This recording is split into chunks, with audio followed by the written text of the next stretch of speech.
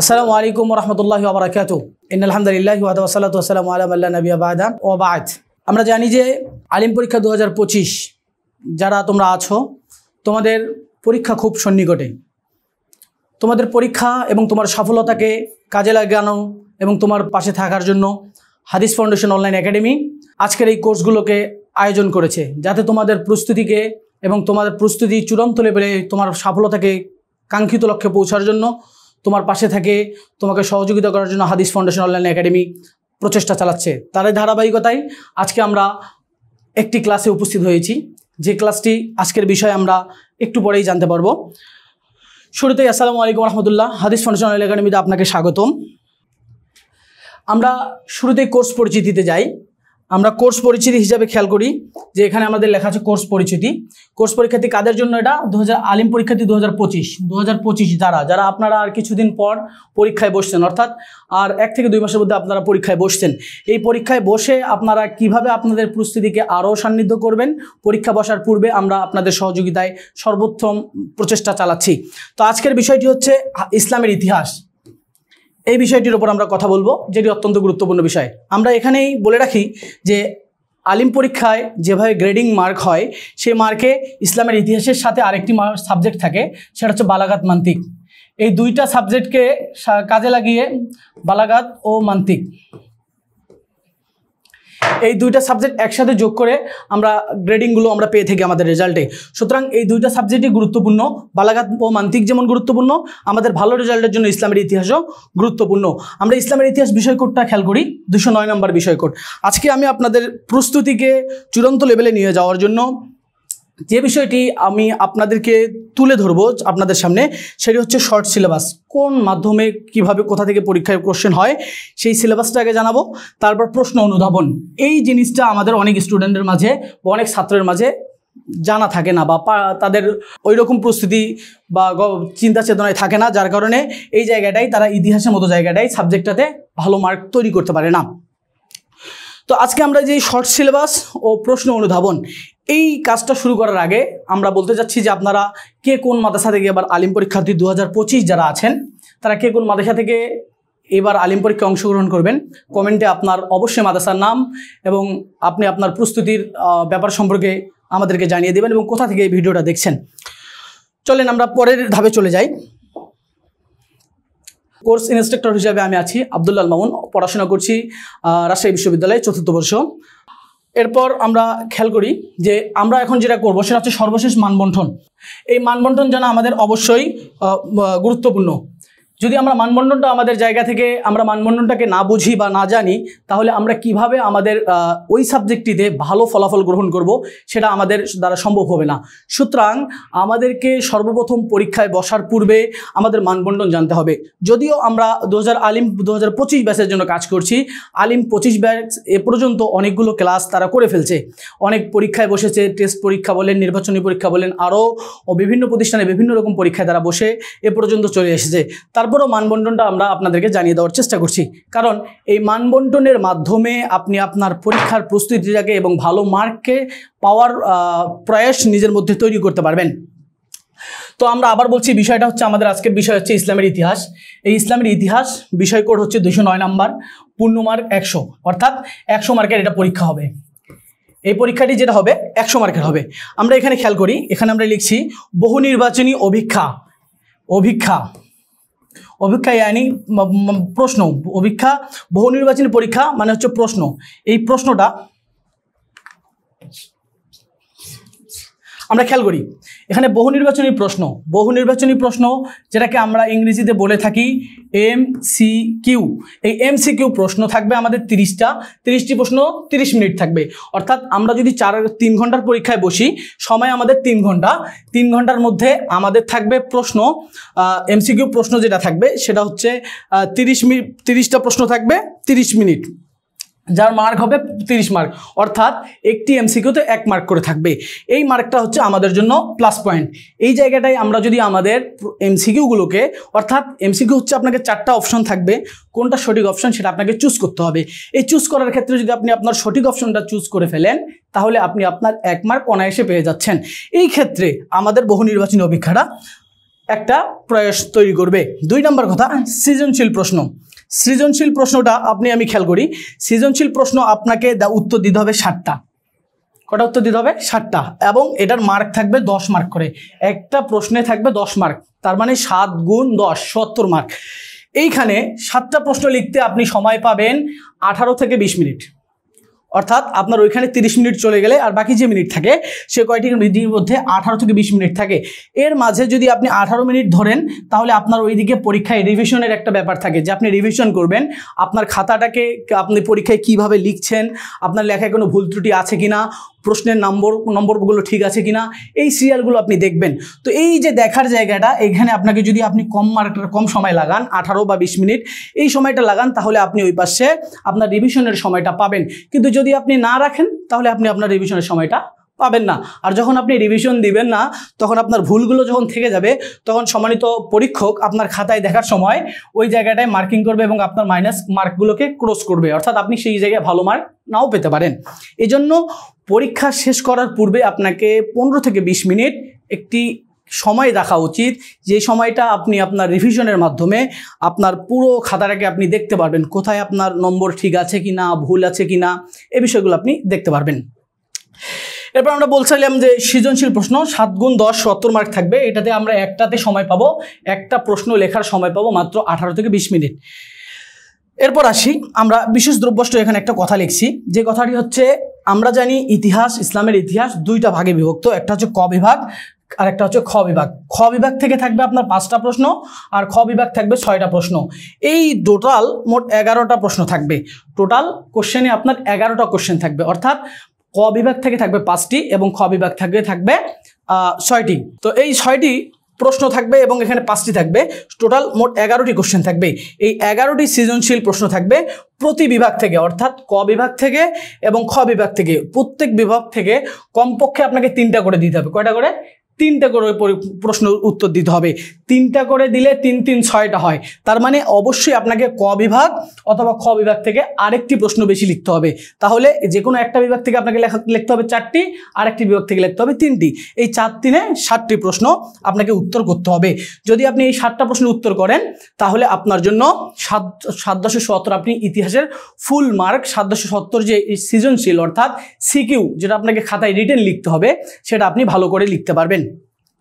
এরপর আমরা চলে আসি আমাদের পরের কোর মার্কিং। আমরা ওখানেও কিছু কথা বললাম, আবার এখানেও আমরা যদি একটু খেয়াল করে থাকি তাহলে আমরা দেখতে পাবো যে সর্বমোট মার্ক বহু নির্বাচনী প্রশ্নে মার্ক থাকবে আমাদের 30 মার্ক এবং সৃজনশীল প্রশ্নে থাকবে আমাদের 70 মার্ক। টোটাল আমাদের 100 মার্ক। আমরা বললাম যে ইসলামের ইতিহাস মার্কে, ইসলামের ইতিহাস টোটাল 100 মার্কের পরীক্ষা হবে। এই 100 মার্কের মধ্যে 30 হচ্ছে আমাদের এমসিকিউ আর সিকিউ অর্থাৎ যেটা সৃজনশীল সেটা থাকবে 70। টোটাল আমাদের 100 মার্কের পরীক্ষা আমরা এখানে বসবো, অর্থাৎ আমরা ইসলামের ইতিহাসে যে পরীক্ষাটা বসবো সেটা আমাদের হবে টোটাল হচ্ছে 100 মার্কের পরীক্ষা, 70 সিকিউ আর 30 এমসিকিউ। এর মধ্যেই আমাদের পরীক্ষার অবস্থানটা তৈরি হবে। এরপর আমরা আসি আমাদের মূল বিষয়। আমরা যে বিষয়টা কথা বলবো সেটা হচ্ছে আমাদের আজকের মূল বিষয়, ইসলামের ইতিহাস। এই সাবজেক্টটা যদি আমরা খেয়াল করি তাহলে এই সাবজেক্টে খেয়াল করলে আমরা 2টা জিনিস পাই। আমরা প্রথমেই বলছি যে ক অংশ থেকে একটা থাকবে, খ অংশ থেকে একটা থাকবে, অর্থাৎ এখানে 2টা অংশ থাকবে। ইসলামের ইতিহাস সাবজেক্টে কয়টা অংশ থাকবে? 2টা অংশ থাকবে। 2টা অংশ থেকে কমপক্ষে আপনাকে 3টা করে প্রশ্ন উত্তর দিতে হবে এবং যে কোনো একটা অংশ থেকে একটা বেশি, অর্থাৎ এই অংশ থেকে যদি আপনি 3টা দেন তাহলে এই অংশ থেকে আপনাকে 4টা দিতে হবে। আবার যদি আপনি এই অংশ থেকে 4টা দেন তাহলে এই অংশ থেকে আপনাকে 3টা প্রশ্ন দিতে হবে। এমন না যে এই অংশ থেকে আপনি 4টা দিলে এই অংশ থেকে 4টা দিচ্ছেন, এই অংশ থেকে 4টা দিচ্ছেন, এরকম করার কোনো সুযোগ থাকবে না। যখন 8টা লেখেন তখন আপনার জন্য খুব চাপ হয়ে যাবে, আর 8টা লেখা অসম্ভব হয়ে যায়। এক্ষেত্রে ক অংশ থেকে যদি আপনি 3টা দেন তাহলে খ অংশে আপনাকে 4টা দিতে হবে, খ অংশে যদি 3টা দেন তাহলে ক অংশে 4টা দিতে হবে। এই হচ্ছে আমাদের আজকের এই মার্কিংয়ের অবস্থা। আমরা খেয়াল করি ইসলামের ইতিহাস এটাকে আমরা যদি 2 ভাগে ভাগ করি, একটা হচ্ছে এখানে ইসলামের সূচনা, যেটা আমাদের ক অংশ। ইসলামের সূচনা বলতে আমরা আসলে এখানে কি বুঝাই? ইসলামের ইসলামের ইতিহাস আমরা দুই ভাগে ভাগ করি। একটা হচ্ছে ইসলামের সূচনা। ইসলামের সূচনা বলতে আসলে আমরা কি বুঝি? ইসলামের সূচনা বলতে এই জায়গাটা ইসলাম যেখানে আবির্ভাব, অর্থাৎ যে সময়টা থেকে ইসলামের মূল কাজ শুরু হয়। ইসলামের মূল জায়গাটা, ইসলামের দাওয়াতের প্রধান জায়গা যেখানে শুরু হয় সেটা হচ্ছে আইয়ামে জাহিলিয়াত। এই জাহিলিয়াতের যুগ থেকে যেখানে মুহাম্মদ সাল্লাল্লাহু আলাইহি সাল্লামের প্রতি দিন ইসলাম বা কোরআন নাজিল করা হয়, ওই সময়টা থেকে শুরু করে আমাদের এই ইতিহাস শুরু হবে, ইসলামের ইতিহাসের মূল জায়গাটা, ক অংশটা। এবং দ্বিতীয় অংশটা যেটা শুরু হবে সেটা যদি আমরা খেয়াল করি, দেখি উপমহাদেশে মুসলমানদের আগমনের ইতিহাস, অর্থাৎ ভারতীয় সাবকন্টিনেন্ট, অর্থাৎ ভারতীয় উপমহাদেশে আমাদের এই দেশ ভারত, বাংলাদেশ, পাকিস্তান, এই জায়গাটাতে ইসলাম কিভাবে আগমন ঘটছে এই ইতিহাসটা আমাদের এই খ অংশে আলোচনা আছে। ক অংশে আলোচনা আছে যে ইসলাম আবির্ভাবের প্রথম সূচনা, অর্থাৎ মুহাম্মদ সাল্লাল্লাহু আলাইহি সাল্লামের সময় থেকে ওই সময়ের কি অবস্থা ছিল, আইয়ামে জাহিলিয়াত থেকে শুরু করে একেবারে খেলাফত পর্যন্ত এই সময়টা যেটা ছিল সেই সময়টা এখানে আলোচনা করা হয়েছে ক অংশে। আর খ অংশে যেটা আলোচনা করা হয়েছে ভারতীয় উপমহাদেশে, অর্থাৎ বাংলাদেশ, ভারত, পাকিস্তান কিভাবে ইসলাম আগমন করছে এবং কাদের মাধ্যমে আগমন করেছে, কিভাবে মুসলিমরা শাসন করেছে, সবগুলোই এখানে আমাদের ইসলামের উপমহাদেশে মুসলমানদের যে ইতিহাস, আগমনের ইতিহাস, সেখানে আমরা ক্লিয়ারলিভাবে দেখতে পাই। তো আমরা এবার চলে আসি আমাদের সিলেবাস।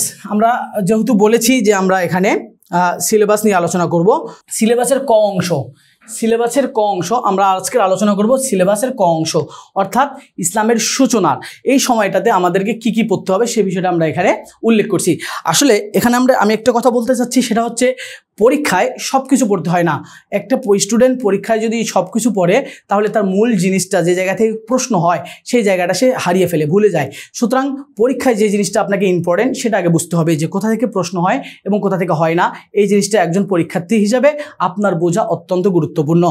তো আমরা এখানে উল্লেখ করছি সিলেবাসের ক অংশ, অর্থাৎ ক অংশ থেকে যে জায়গা থেকে সিলেবাস আপনাকে বাংলাদেশ মাদ্রাসা শিক্ষা বোর্ড থেকে আপনাকে দেওয়া হয়েছে সেই জায়গাটা আমরা এখানে উল্লেখ করব। প্রথমে আমরা এখানে লিখছি অধ্যায়, কোন কোন অধ্যায় আপনার জন্য জরুরি, এবং এখানে লিখছি যে বিষয়বস্তু বা পাঠের শিরোনাম, বিষয়বস্তুটা আমাদের কি হবে এবং পাঠের শিরোনামটা কি হবে, এই দুইটা জিনিস আমরা এই ধারাবাহিকতায় উল্লেখ করব। তো আমরা দেখি প্রথম অধ্যায় আমাদের বলা আছে আইয়ামে জাহিলিয়াত। আমরা এখানে জানি আইয়ামে জাহিলিয়াত এটা একটা খুব অন্ধকার যুগ, অন্ধকার জামানা। এই জায়গায় যা যা কাজ হয়েছে সেগুলোর বিবরণ আমরা এই দ্বিতীয় পরিচ্ছেদ থেকে পড়ব। অর্থাৎ আইয়ামে জাহিলিয়াত প্রথম যে অধ্যায়টা সেটা দ্বিতীয় পরিচ্ছেদটা আমাদের সিলেবাসে আছে, সেটা হচ্ছে জাহিলি যুগের বিবরণ, জাহিলি যুগের অবস্থা এবং বিবরণগুলো আমাদেরকে এইখানে পড়তে হবে। এবং এই প্রশ্ন, এইগুলো জাহিলি যুগের যখন বিবরণ পড়ব, এখান থেকে আমাদের এমসিকিউ এবং সিকিউ অর্থাৎ সৃজনশীল এবং বহু নির্বাচনী দুই প্রশ্নই আমরা এখান থেকে পেয়ে যেতে পারি। এরপর দ্বিতীয় যেটা পড়তে হবে দ্বিতীয় অধ্যায়। প্রথম অধ্যায় থেকে শুধু দ্বিতীয় পরিচ্ছেদ জাহিলি যুগের বিবরণ। দ্বিতীয় অধ্যায় সিরাতে রাসূল সাল্লাল্লাহু আলাইহি সাল্লাম। সিরাতে রাসূল সাল্লাল্লাহু আলাইহি সাল্লামের থেকে আমাদেরকে যেটা বলতে হবে, সিরাতে রাসূল সাল্লাল্লাহু আলাইহি সাল্লাম যদি আমরা এখানে বলি তার মানে হচ্ছে রাসূল সাল্লাল্লাহু আলাইহি সাল্লামের জীবনী। এখানে দুইটা জিনিস আছে, এক আছে মক্কা জীবন, রাসূল সাল্লাল্লাহু আলাইহি সাল্লামের মক্কা জীবন প্লাস মদিনা জীবন। এই দুইটা জীবন এই সিরাতে আছে এবং বিভিন্ন যুদ্ধ বিগ্রহ সবকিছু এখানে উল্লেখ আছে। বিভিন্ন যুদ্ধ বিগ্রহ এবং ইসলামকে প্রতিষ্ঠার সব কথা এখানে, ইসলাম প্রতিষ্ঠা সবকিছু এখানে আমরা উল্লেখ করতে পারি, আমরা দেখতে পারি। তো এখানে আমাদের কোন কোন বিষয়গুলো, কোন কোন পরিচ্ছেদ আমাদের জন্য জরুরি, সেটা হচ্ছে তৃতীয় পরিচ্ছেদ কি, মুহাম্মদ সাল্লাল্লাহু আলাইহি সাল্লামের মক্কা জীবনের উল্লেখযোগ্য ঘটনাবলী। অর্থাৎ মুহাম্মদ সাল্লাল্লাহু আলাইহি সাল্লামের জন্মভূমি কিন্তু মক্কা। এই যে মক্কা, এই মক্কায় তিনি কি উল্লেখযোগ্য মক্কা জীবনের উল্লেখযোগ্য কি কাজ করেছেন, কি ঘটনাবলী আছে, সেগুলো তিনি ইসলামের যখন প্রথম কথা বলছেন তাদের যে রকম মুহাম্মদ সাল্লাল্লাহু আলাইহি সাল্লামের প্রতি যে পরিমাণ নির্যাতন, জুলুম, এই বিষয়গুলো আমরা এই পাঠের মধ্যে খেয়াল করতে পারি। দ্বিতীয় যে বিষয়টি আরেকটি বলতে হবে সেটা হচ্ছে প্রথম পাঠ, পঞ্চম পরিচ্ছেদ। তার মানে তৃতীয় পরিচ্ছেদের পরে আমাদের যেটা আসবে সেটা হচ্ছে পঞ্চম পরিচ্ছেদ হচ্ছে মদিনা জীবনের প্রাথমিক কার্যাবলী। অর্থাৎ যখন মুহাম্মদ সাল্লাল্লাহু আলাইহি সাল্লাম মক্কার কাফেরদের থেকে চূড়ান্ত লেভেলের কষ্ট শানিত হওয়ার পর যখন আল্লাহর হুকুমে মদিনায় হিজরত করলেন, তখন এই মদিনা জীবনে যাওয়ার পর তিনি প্রাথমিকভাবে কি কার্যগুলি করছে, এই পরিচ্ছেদটা আপনার আমার পরীক্ষার জন্য গুরুত্বপূর্ণ। এর পরের যে ভাগ আসবে সেটা হচ্ছে ষষ্ঠ পরিচ্ছেদ হচ্ছে যুদ্ধ ও শান্তিনীতি। এটা হচ্ছে মূল জায়গা। এই জায়গাগুলো থেকে আমরা যদি খেয়াল করে থাকি তাহলে এই জায়গাগুলো থেকে বেশি প্রশ্ন হয়, স্বাভাবিকত এই জায়গা থেকে বেশি পরিচিত হয়। তাহলে আমরা আবার সিলেবাসের শুরু থেকে যাই। সিলেবাসের ক অংশ আমরা প্রথমে খেয়াল করব অধ্যায়, পরেরটা হচ্ছে বিষয়বস্তু এবং পাঠের শিরোনাম। আমরা কোন পাঠটা আমাদের জন্য সিলেবাসে আছে সেই পাঠটা এখানে আমাদের উল্লেখ করা আছে। প্রথম পাঠ, প্রথম অধ্যায় আইয়ামে জাহিলিয়াত। আইয়ামে জাহিলিয়াত বলতে এখানে মূলত বোঝানো হয়েছে সেই সময়ের জাহিলি যুগের অবস্থা। আমরা এই পাঠের মধ্যে কি কি পড়ব? দ্বিতীয় পরিচ্ছেদটা এখানে আমাদের জন্য সিলেবাসে আছে, সেটা হচ্ছে জাহিলি যুগের বিবরণ। জাহিলি যুগের অবস্থা সম্পর্কে যে বিবরণগুলো আছে সেগুলো আমরা এখান থেকে পড়ে নেব। এরপর দ্বিতীয় অধ্যায়টা আমাদের জন্য যেটা রয়েছে রাসূল সাল্লাল্লাহু আলাইহি সাল্লামের জীবনী, সিরাত। এই সিরাত রাসূল সাল্লাল্লাহু আলাইহি সাল্লামের জীবনী, এখানে দুইটা জিনিস আমরা খেয়াল করতে পারি। একটা হচ্ছে মক্কা জীবন এবং মদিনার জীবন। রাসূল সাল্লাল্লাহু আলাইহি সাল্লামের দুই জীবন সেখানে ছিল, মক্কা জীবন এবং মদিনার জীবন। মক্কা তিনি নিজ মাতৃভূমি এবং পরবর্তীতে তিনি মদিনায় হিজরত করেছেন, এবং এখানে যুদ্ধ বিগ্রহ এবং ইসলামের যে প্রতিষ্ঠার মূল বিষয়গুলো সেগুলোও এখানে উল্লেখ আছে। এরপর আমরা এখান থেকে কোন কোন পরিচ্ছেদ আমাদের জন্য গুরুত্বপূর্ণ সেটা আমরা উল্লেখ করব। সেটা হচ্ছে দ্বিতীয় পরিচ্ছেদ, আর সেটা হচ্ছে তৃতীয় পরিচ্ছেদ। তৃতীয় পরিচ্ছেদ কোনটা? মুহাম্মদ সাল্লাল্লাহু আলাইহি সাল্লামের মক্কা জীবনের উল্লেখযোগ্য ঘটনা। আমরা পরিষ্কারভাবে আরেকবার খেয়াল করি। দ্বিতীয় অধ্যায়ের তৃতীয় পরিচ্ছেদটা আপনার আমার জন্য গুরুত্বপূর্ণ। মুহাম্মদ সাল্লাল্লাহু আলাইহি সাল্লামের মক্কা জীবনের উল্লেখযোগ্য ঘটনাবলী, উল্লেখযোগ্য সবগুলো ঘটনা না, উল্লেখযোগ্য যে ঘটনাগুলো উল্লেখযোগ্য সেই জায়গাটা আপনি আমি যদি পড়ি তাহলে বুঝতে পারবো কোন জায়গাগুলো উল্লেখযোগ্য এবং কোশ্চেন কোন জায়গা থেকে হয় সেটা আপনি বুঝতে পারছি অলরেডি, যেহেতু আমরা পরীক্ষার্থী। এটা আপনার আমার মাঝে খুব ভালোভাবে আছে। এরপর পঞ্চম পরিচ্ছেদ। পঞ্চম পরিচ্ছেদ মুহাম্মদ সাল্লাল্লাহু আলাইহি সাল্লাম যখন মদিনা জীবনে চলে গেলেন, হিজরত করলেন, সেই জায়গার ঘটনা। এবং ষষ্ঠ হচ্ছে যুদ্ধ বিগ্রহ শান্তিনীতি। সুতরাং আপনার আমার ক সিলেবাস থেকে দুইটা জিনিস ইম্পর্টেন্ট আমরা এখানে পাইলাম। সেটা হচ্ছে প্রথম অধ্যায় আইয়ামে জাহিলিয়াত থেকে আমাদের একটা জাহিলি যুগের বিবরণ, এটা পড়তে হবে। এবং দ্বিতীয় অধ্যায় এসে সিরাতুর রাসূল সাল্লাল্লাহু আলাইহি সাল্লাম যখন পড়ব তখন মক্কা জীবন এবং মদিনা জীবন এই দুটাকে ফলো করব, সাথে যুদ্ধ এবং বিগ্রহ, ওই সময় কি কি যুদ্ধ সংঘটিত হয়েছে এবং কি কি যুদ্ধে মুসলমানরা নেতৃত্ব দিয়েছে এবং বিজয় অর্জন করেছে সেই বিষয়গুলো মক্কা এবং মদিনার জীবনে আমরা এটা খেয়াল করব। এরপর আসি আমরা আরেকটি অধ্যায় আমাদের আছে, অর্থাৎ আমরা সিলেবাসের ক অংশে, অর্থাৎ পুরো ইসলামের সূচনা, এই সূচনার আমরা যে শুরুর পর্যায়ে সেটা তিনটা অধ্যায় আছে। প্রথম দুটো অধ্যায় আমাদের গেল, তৃতীয় অধ্যায়, এই তৃতীয় অধ্যায়টা হচ্ছে খোলাফায়ে রাশিদিন। খোলাফায়ে রাশিদিন, খোলাফায়ে রাশিদিন অর্থাৎ খেলাফতের যে সময়টা, খোলাফায়ে রাশিদিন অর্থাৎ খেলাফতের যে সময়টা, সেটার এই অধ্যায়টা রয়েছে আমাদের জন্য। এখানের প্রথম অধ্যায় হিসেবে সিলেবাস যারা করেছেন তারা দিয়েছেন প্রথম পরিচ্ছেদ খলিফার পরিচয়, যোগ্যতা ও নির্বাচন।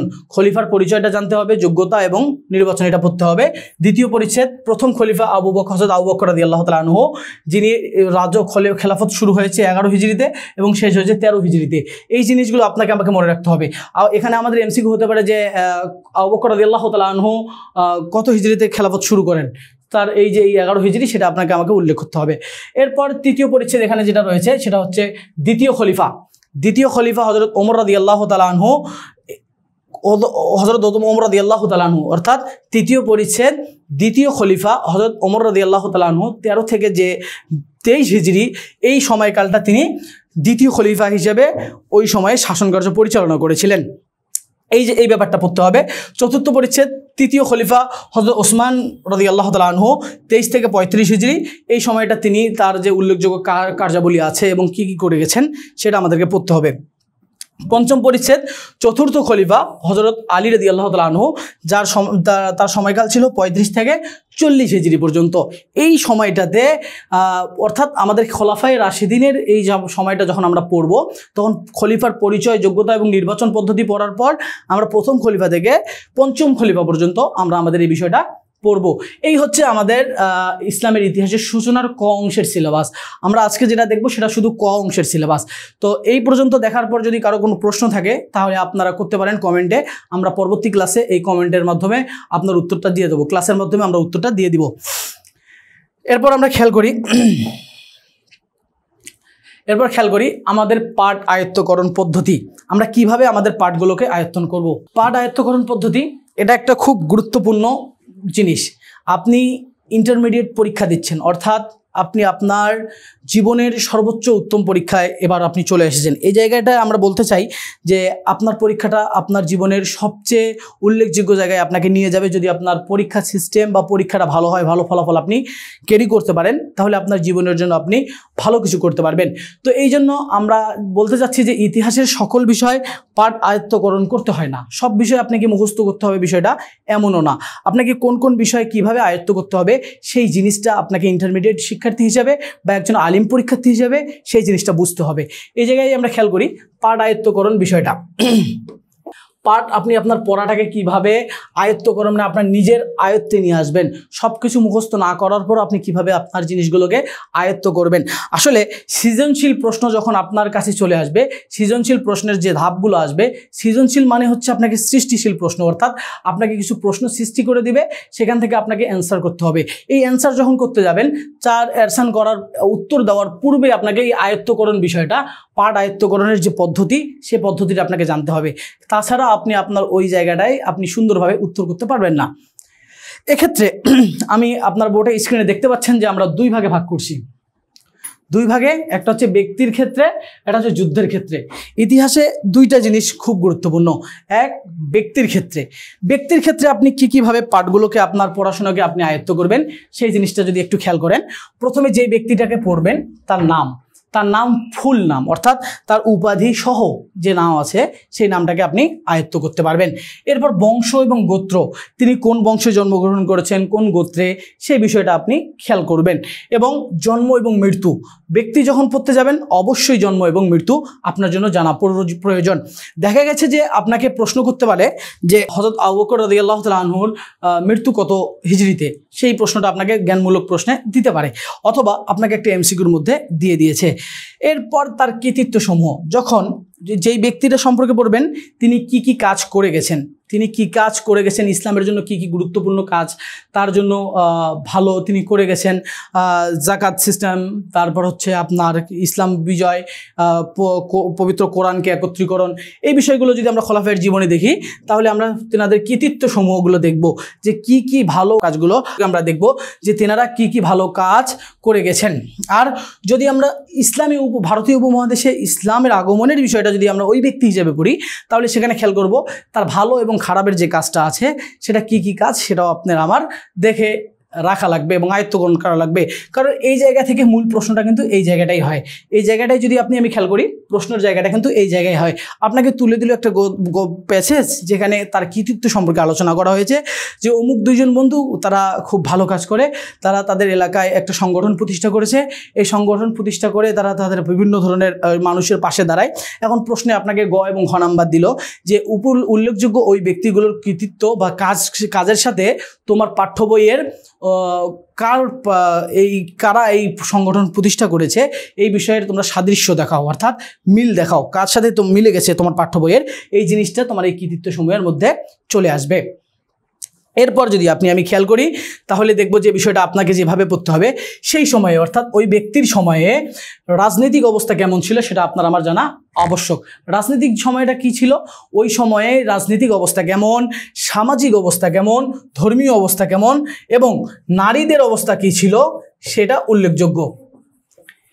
এই ঘটনাগুলো আপনাকে জানতে হবে। তাহলে আমরা ব্যক্তির ক্ষেত্রে কি করব, ব্যক্তির ক্ষেত্রে যে জিনিসগুলো আপনার আমার পড়া জরুরি, নাম, অবশ্যই নাম পড়তে হবে, তার উপাধি সহ কি নাম, ফুল নাম, পূর্ণ নাম এবং উপাধি, তারপর বংশ এবং গোত্র, কোন বংশে জন্মগ্রহণ করেছে, কোন গোত্রে জন্মগ্রহণ করেছে, কত সালে জন্মগ্রহণ করেছে, কত হিজরিতে জন্মগ্রহণ করেছে, কত সালে মারা গেছে, কত হিজরিতে মৃত্যুবরণ করেছে, এই বিষয়গুলো আমাদেরকে অবশ্যই আয়ত্তকরণ করতে হবে। এবং তার কৃতিত্ব অর্থাৎ কি কাজ করে গেছেন এই কাজগুলো আপনার আমার নজরে রাখা লাগবে। এবং আরও যে বিষয়টি সেটা হচ্ছে এই যে সে সময়ে ওই সময়ে কি করেছে, যে তিনি কি রাজনৈতিক, ওই সময়ের রাজনৈতিক অবস্থানটা কেমন ছিল, ওই সময়ের সামাজিক অবস্থান কেমন ছিল এবং ধর্মীয় অবস্থানগুলো কেমন ছিল। সামাজিক অবস্থান, ধর্মীয় অবস্থান, রাজনৈতিক অবস্থান, ইতিহাসে যতগুলো পড়াশোনা করবেন তো সবগুলো এই জিনিসগুলো আপনাকে জানতে হবে। কারণ প্রশ্নের জায়গাটা হচ্ছে এই জায়গা থেকে বেশিরভাগ প্রশ্ন আমরা দেখে থাকি চলে আসে। এবং এই অবস্থান সমূহ যেমন জানতে হবে কেমন ছিল, এবং নারীদের অবস্থান কেমন ছিল এটা আলাদা, এই নারীদের অবস্থানও আপনাকে আমাকে জানতে হবে। এবার চলে আসি আমরা যুদ্ধের ক্ষেত্রে। যুদ্ধের ক্ষেত্রে আপনার আমার কি পড়া উচিত। কিভাবে আপনি আমি যুদ্ধগুলোকে আয়ত্ত করতে পারি। যুদ্ধের ক্ষেত্রে যেগুলো দরকার, অবশ্যই যুদ্ধের নাম, কোন যুদ্ধে অংশগ্রহণ করছে, কি যুদ্ধটা কোন সময়ে শুরু হয়ে গেছে, বদর যুদ্ধ, উহুদ যুদ্ধ, খন্দক যুদ্ধ, কোন যুদ্ধ, সেই যুদ্ধটা আপনাকে যুদ্ধের নামটা আয়ত্ত করতে হবে, মনে রাখতে হবে। এবং অবস্থান, এই যুদ্ধটা কোথায় সংগঠিত হয়েছে, কোন জায়গায় সংগঠিত হয়েছে, সেটা আমাকে মনে রাখতে হবে। এরপর যুদ্ধের সাল বা হিজরি, অর্থাৎ কত হিজরিতে শুরু হয়ে গেছে বা কত সালে শুরু হয়ে গেছে, সূচনা, যুদ্ধের শুরুর সময় এবং শেষের সময়, যুদ্ধ কখন শুরু হয়েছে কখন শেষ হয়ে গেছে, এই বিষয়টা আমাকে জানতে হবে। এবং গুরুত্বপূর্ণ যে বিষয়টা যুদ্ধের ক্ষেত্রে অবশ্যই এই বিষয়গুলো গুরুত্বপূর্ণ, সৈন্য সংখ্যা, অর্থাৎ উভয় পক্ষের সৈন্য সংখ্যা কত ছিল, অর্থাৎ আপনার মুসলিমদের পক্ষে সৈন্য সংখ্যা কত, যদি আমি বদর উহুদ যুদ্ধ বা এগুলো খেয়াল করি, তাহলে মুসলিমদের কত ছিল। এই সৈন্য সংখ্যার ক্ষেত্রে অবশ্যই আপনার যে বিষয়টা জানতে হবে, আপনার আমার উভয় জানতে হবে যে মুসলিমদের ক্ষেত্রে মুসলিম সৈন্য সংখ্যা কত ছিল, তারপর কাফের মুশরিকদের সংখ্যা কত ছিল।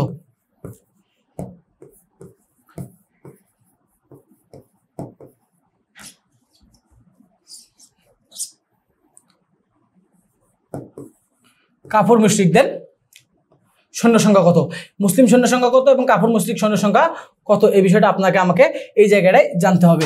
উভয় পক্ষের সৈন্য সংখ্যার অবস্থান জানতে হবে, যে উভয় পক্ষের সৈন্য কত ছিল, এটা প্রত্যেক যুদ্ধের ক্ষেত্রে আমাকে জানতে হবে। এরপর যেটা জানতে হবে যে উভয় যুদ্ধে যে কোনো যুদ্ধে সেনাপতি অবশ্যই থাকে, তো উভয় পক্ষের সেনাপতির নাম বা দলপতির নাম জানতে হবে। মুসলিমদের সেনাপতি কে ছিলেন এবং কাফের মুশরিকদের সেনাপতি কে ছিলেন। দেখেন আমরা এই জিনিসটা খেয়াল করি যে সেনাপতি অথবা দলপতি দুই নামেই আমরা ইতিহাসে খেয়াল করতে পারবো।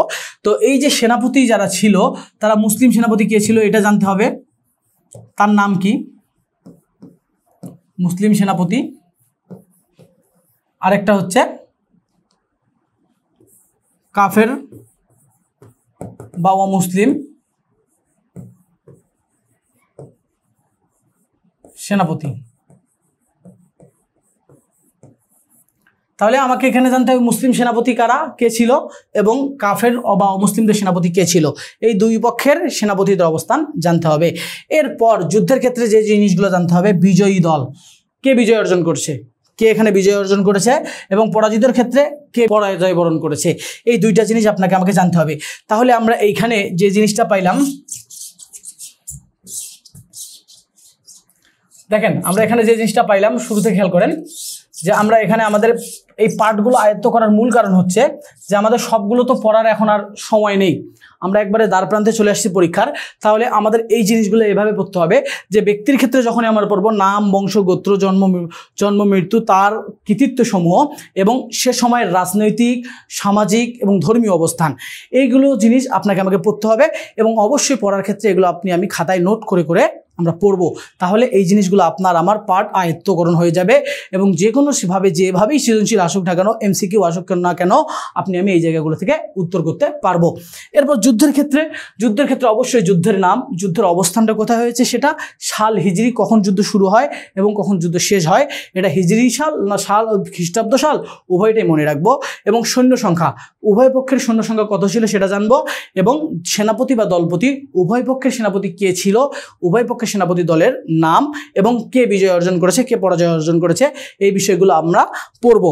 তো এগুলো এক নজর আমরা খাতার মধ্যে লিখে রাখবো, সবগুলো যুদ্ধর মোটামুটি যে যুদ্ধগুলো আসে আমি যেগুলো জানি, বদর যুদ্ধ, উহুদ যুদ্ধ, খন্দক যুদ্ধ, ইসলামের এই সূচনার যুগে এগুলো, এবং ভারতীয় উপমহাদেশে যেগুলো আসে, যে তারা সুলতান মোহাম্মদ গজনবী এবং মোহাম্মদ ঘুরি, তারা কিভাবে ইসলাম প্রচার করেছে, মুঘল শাসন কিভাবে শুরু হয়ে গেছে, এই জায়গাগুলো এবং এই সময়ের যুদ্ধগুলো, পানিপথের যুদ্ধ, তার এই জিনিসগুলোকে আমরা এইভাবে যুদ্ধের ক্ষেত্রে কোট করে রাখবো এবং খাতায় লিখে রাখবো, যেগুলো পরীক্ষার আগের দিন একবার নজর দিয়ে যাব, যেগুলো নজর দিয়ে একবার গেলেই আপনার আমার সালগুলো মনে থাকবে।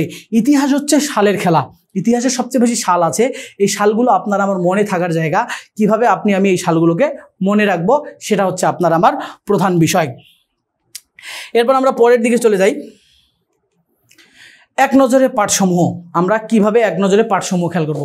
এক নজরের পাঠসমূহ যদি আমি খেয়াল করি, এক নজরের পাঠ অর্থাৎ এক নজরের পাঠসমূহ অর্থাৎ আপনি যে পাঠগুলোকে একবার দেখলেই আপনি আপনার জন্য আয়ত্ত করতে পারবেন, এই নজরের পাঠগুলো এক নজরের পাঠসমূহ। এই পাঠসমূহের ক্ষেত্রে আমরা যেটা মূলত এই জায়গাটায় আমরা বলতে চাচ্ছি, এক নজরের পাঠ বলতে আমরা বোঝাতে চাচ্ছি যেগুলো জ্ঞানমূলক প্রশ্ন। আমরা যে এই ক অংশ বুঝালাম, সিলেবাসটা দেখলাম, এখান থেকে যেগুলো আপনার মনে হবে যে এগুলা জ্ঞানমূলক হিসেবে আসতে পারে, সেই জায়গাগুলোকে আপনি এভাবে দেবেন। যেমন বিভিন্ন শব্দের অর্থ, আমরা উল্লেখ করছি জাহিলি যুগ শব্দের অর্থ, অর্থাৎ জাহিলি যুগ না, এখানে হবে জাহিল শব্দের অর্থ কি, অথবা হিলফুল ফুজুল কি। অর্থাৎ জাহিলি যুগের সূচনা আপনাকে এভাবে বলতে পারে, অথবা জাহিলি যুগ বলতে কি বুঝো, অথবা আপনাকে বলতে বোঝায় হিলফুল ফুজুল কি। এটা সংক্ষিপ্ত, অর্থাৎ জ্ঞানমূলক প্রশ্ন যেগুলো আসবে সেগুলো হচ্ছে খুব সংক্ষিপ্ত আসবে। এখানে বলা আছে জাহিলি যুগ কি, এটা আপনাকে এক নম্বর জ্ঞানমূলক বলতে পারে। অর্থাৎ জাহিলি যুগ এটা তো অনুধাবনমূলক প্রশ্ন হতে পারে। এখানে জাহিলি যুগ শব্দের অর্থ বোঝানো হয়েছে আর কি, যে জাহিলি শব্দের অর্থ কি, ওই সময়টা অন্ধকারের যুগ, এই সময়টাই আপনাকে উল্লেখ করতে হবে, অথবা মূর্খতার সময় সেটাকে আপনাকে উল্লেখ করতে হবে। এবং হিলফুল ফুজুল, এই হিলফুল ফুজুল কি, এটা কি ধরনের সংগঠন এটা বলতে হবে। এবং বিভিন্ন যুদ্ধের ক্ষেত্রে এখানে জ্ঞানমূলক প্রশ্ন আরেকটা জিনিস আছে, সেটা হচ্ছে বিভিন্ন যুদ্ধের ক্ষেত্রে সাল ও সৈন্য সংখ্যা, এটা আপনার জন্য আমার জন্য এক নজরে বা জ্ঞানমূলক হিসাবে আসতে পারে। তাই আমরা আপনার পরীক্ষার প্রস্তুতিকে আরও সান্নিধ্য করার জন্য, সানিয়ে নেওয়ার জন্য আমরা আপনাকে এই জিনিসগুলোকে বলতে চাচ্ছি যে আপনি আপনার খাতার মধ্যে, আপনি এখন তো শেষ সময় শুধু রিভিশন করছেন, এই রিভিশনের বিষয়গুলো আপনি একটু লিখে ফেললে দেখা গেছে যে বিভিন্ন শব্দের অর্থগুলোকে আপনি লিখে রাখবেন, তাহলে আপনার জন্য পরবর্তীতে এক নজর দেখে আপনি পরীক্ষার হলে যেতে পারবেন। যখন যাবেন তখন আপনি যে কোনো জ্ঞানমূলক প্রশ্নই আসুক না কেন, আপনি ওখান থেকে আপনার আপনার মনে হবে যে আমি তো এগুলো পড়ে আসছি, আমি তো এগুলো দেখে আসছি এক নজর, সুতরাং আমার মনে আসছে, আপনি ওই প্রশ্নের উত্তরটা সহজভাবে করতে পারবেন। আসলে এই পড়াশোনার বিষয়গুলোকে বিভিন্নভাবে আপনি কতটা সহজ করে নিজের মধ্যে আয়ত্ত করতে পারেন, নিজের পদ্ধতির মধ্যে অ্যাপ্লাই করতে পারেন, সেই জিনিসগুলো মনে রাখতে হবে। যেহেতু আমরা কিছুক্ষণ আগে বললাম যে বিভিন্ন সাল, যুদ্ধের সাল, এগুলো লিখের মধ্যে আয়ত্ত করতে হয়। যেহেতু ইতিহাস হচ্ছে একটা সভ্যতা বা একটা সংস্কৃতি, প্রত্যেক জাতির ইতিহাস রয়েছে এবং সেই ইতিহাসের মাধ্যমে আমরা প্রত্যেক জাতিকে চিনতে পারি। ঠিক এই জায়গায় আমরা ইতিহাস যেহেতু জানার পাশাপাশি এখন আমরা যেহেতু পরীক্ষায় বসবো, সেহেতু বিভিন্ন শব্দের অর্থ, জ্ঞানমূলক প্রশ্ন যেহেতু আসে, সেই জায়গা থেকে বিভিন্ন শব্দের অর্থগুলো আমাকে আয়ত্ত করতে হবে। আমরা যে সিলেবাসের পাঠগুলো দেখলাম, এগুলো থেকে বিভিন্ন শব্দের অর্থ এগুলো আয়ত্ত করব, এবং বিভিন্ন যুদ্ধের সাল ও সৈন্য সংখ্যা আমি আয়ত্ত করে রাখবো। তাহলে আপনারা আমার জন্য এই পাঠগুলো সহজ হবে। আশা করি আপনারা বুঝতে পারছেন। এই জায়গায় শেষেও আমি আপনাদেরকে বলতে যাচ্ছি, যদি আপনাদের কোনো প্রশ্ন থাকে এই বিষয়ের ওপর, তাহলে আপনি এই প্রশ্নটা আমাদের এই লাইভ ক্লাসের ভিডিওর নিচে আপনি কমেন্টটা করতে পারেন, এবং সেই কমেন্টের উত্তর আমরা পরবর্তী ক্লাসে আপনার সমাধানটাকে দিয়ে দিব। আমরা সর্বদা প্রস্তুত, হাদিস ফাউন্ডেশন অনলাইন একাডেমি সর্বদা প্রস্তুত আপনার আলিম পরীক্ষায় আপনার শতভাগ সফলতার জন্য। আপনার পিছে যে শ্রম দেওয়ার প্রয়োজন, হাদিস ফাউন্ডেশন অনলাইন একাডেমির সকল শিক্ষক মহোদয় এবং হাদিস ফাউন্ডেশন অনলাইন কর্তৃপক্ষ আপনাদের প্রতি আন্তরিক, আপনাদের সহযোগিতা করার জন্য সর্বোত্তমভাবে তারা প্রচেষ্টা চালাবে ইনশাআল্লাহ। আমরা ক্লাসের একবারে সর্বশেষ পর্যায়ে চলে আসছি। আমরা যেহেতু আজকে বলছি যে আমরা ক অংশ, সিলেবাসের ক অংশকে আজকে যেহেতু আলোচনা করব এবং বুঝিয়ে দিব, এবং পরবর্তী ক্লাসে আমরা খ অংশ সহ কি প্রশ্ন জ্ঞানমূলক আসে এবং অনুধাবনমূলক প্রয়োগ এবং বিশ্লেষণ, এই জিনিসগুলো কিভাবে আসে এবং কিভাবে লিখতে হয়, আমরা সে বিষয়ে আমরা সুন্দরভাবে দেখাবো। অর্থাৎ একটা সৃজনশীল আপনি কিভাবে লিখলে আপনাকে সম্মানিত পরীক্ষক মহোদয় আপনার সৃজনশীলটাকে সবচেয়ে ভালো মনে করবে এবং কিভাবে ভালো মার্ক পাওয়া যাবে, সেই সিস্টেম আমরা আস্তে আস্তে ধীরে ধারাবাহিকতায় আমরা খ অংশ বোঝানোর পরে আমরা বাকি ক্লাসগুলোতে আমরা সেই বিষয়গুলো আলোচনা করব, এবং ক অংশে কোন জায়গা থেকে আপনাকে জ্ঞানমূলক প্রশ্ন দিতে পারে সেই জায়গাগুলো আমরা কিছু উল্লেখ করে দেবো ইনশাআল্লাহ। ক্লাসের শেষ পর্যায়ে আমরা বলতে চাচ্ছি, আপনাদের সফলতা আমাদের একান্ত কাম্য। আপনি যদি সফল হতে পারেন, আপনার সফলতায় যদি আমাদেরকে আপনি পাশে পান এবং সেই প্রচেষ্টা চালিয়ে যাই, তা আপনি যখন সফল হবেন তখন আমরা আমাদের এই আন্তরিকতা বা আমাদের এই কষ্টটাকে আমরা কিছুটা আনন্দে উপলব্ধি করতে পারবো। সুতরাং আপনার সফলতা আমাদের একান্ত কাম্য। আল্লাহ রাব্বুল আলামিন আপনার সব কিছুতেই সফলতা প্রদান করুক, এবং আপনার জীবনের একটা গুরুত্বপূর্ণ এই পরীক্ষা, আলিম পরীক্ষা, এই পরীক্ষায় আপনার ভালো ফলাফল দিক এবং আপনার পরিশ্রম এবং প্রচেষ্টা অনুযায়ী আল্লাহ সুবহানাহু ওয়া তাআলা আপনাকে সেই জায়গায় পৌঁছে দিক, আমরা সেই দোয়া করি। আল্লাহুম্মা আমিন। আমরা আবারও বলছি, আপনার সফলতাই আমাদের একমাত্র কাম্য। আপনার সফলতা, আপনি যাতে সফল হতে পারেন, এই সফল হতে যাওয়ার জন্য আপনাকে যে দুইটা জিনিস প্রয়োজন, সেটা হচ্ছে প্রচুর পরিমাণ পরিশ্রম করতে হবে এবং দ্বিতীয় দুই নম্বর পড়াশোনা করতে হবে। এই পরিশ্রম পড়াশোনার মাঝে আপনাকে ধৈর্য ধারণ করতে হবে।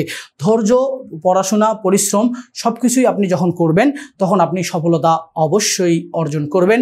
আল্লাহ রাব্বুল আলামিন আপনাকে সফলতা অবশ্যই দান করবেন, কেননা আল্লাহ সুবহানাহু ওয়া তাআলা কারো পরিশ্রমকে বৃথা যেতে দেন না। পরিশ্রম, যার যেরকম পরিশ্রম থাকে, প্রচেষ্টা থাকে, সেই অনুযায়ী তাকে সফলতা দেন। আমরা সেই কথা বলে, আপনার পরিশ্রম যেমন আপনার সফলতা তেমন, ঠিক আমরা বলতে চাচ্ছি আপনার সফলতাই আমাদের একান্ত কাম্য এবং আপনার সফলতার জন্য আমরা বরাবর দোয়া করি আল্লাহ রাব্বুল আলামিন যেন আপনাকে সেই সফলতা এবং চূড়ান্ত লেভেলে পৌঁছার তৌফিক দান করেন। আল্লাহুম্মা আমিন। হাদিস ফাউন্ডেশন অনলাইন একাডেমির সাথে থাকার জন্য আপনাকে ধন্যবাদ, আন্তরিক মোবারকবাদ এবং সামনে আপনাদের যে ক্লাসগুলো আছে আমাদের, সেই ক্লাসগুলো দেখার আমন্ত্রণ রইল এবং আপনার উত্তরোত্তর কল্যাণ কামনা করে আজকে আমরা আমাদের ক্লাস শেষ করছি। কোনো প্রশ্ন যদি থেকে থাকে, আপনাদের কোনো ধরনের কোনো ইতিহাস রিলেটেড বা অন্য কোনো ক্লাসের যদি কোনো প্রশ্ন থাকে, সেই ভিড ক্লাস বা এই লাইভ ক্লাসের নিচে আপনি আপনার প্রশ্নটি করে রাখবেন। আমরা যথাযথ চেষ্টা করব আপনার প্রশ্নের উত্তর দেওয়ার জন্য। আমরা আজকে এখানে শেষ করছি। পরিশেষে জাযাকুমুল্লাহ খায়ের। আল্লাহ রাব্বুল আলামিন আপনাকে উত্তম পুরস্কার দান করুক, আমাদেরকে উত্তম পুরস্কার দান করুক। আগামী ক্লাস দেখার সাদর আমন্ত্রণ জানিয়ে আজকে আমি বিদায় নিচ্ছি। আসসালামু আলাইকুম ওয়া রাহমাতুল্লাহ।